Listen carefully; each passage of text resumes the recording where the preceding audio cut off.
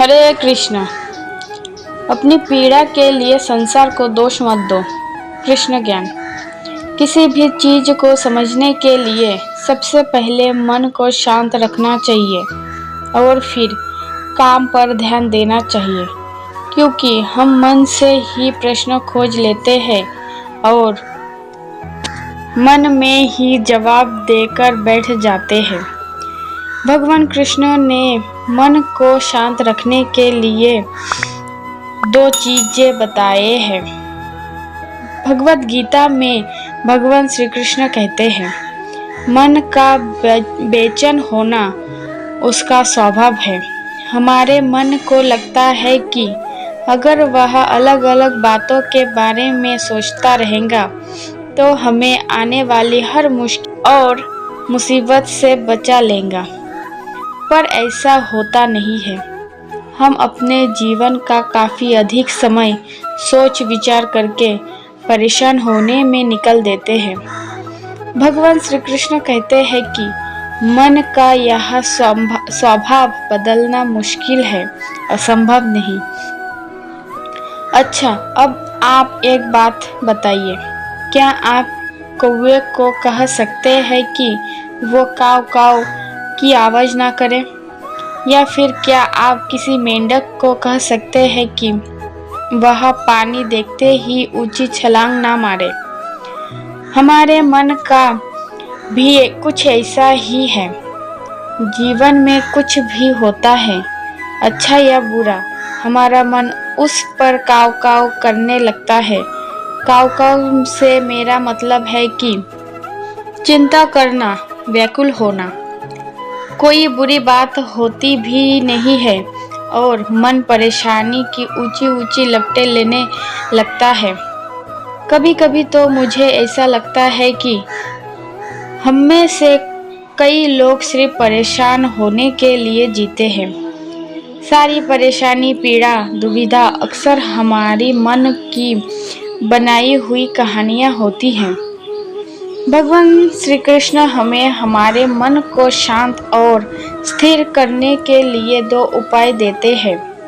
पहला, ध्यान लगाना या मेडिटेशन करना।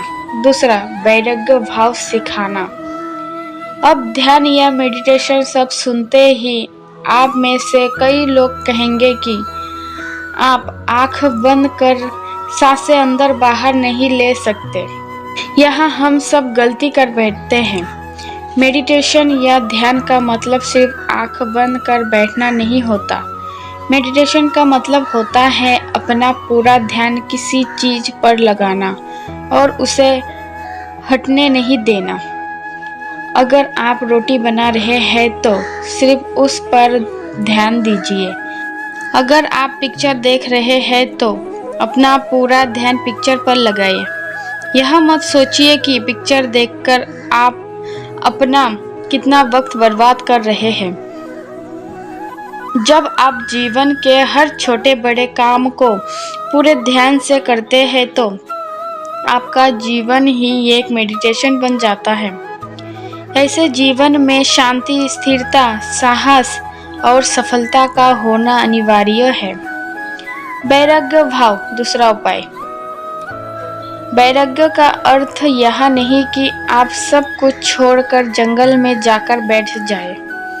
वैराग्य का सच्चा अर्थ है कि आप तो काम कर रहे हैं, उसका क्या नतीजा या रिजल्ट निकलेगा उसकी चिंता ना करें।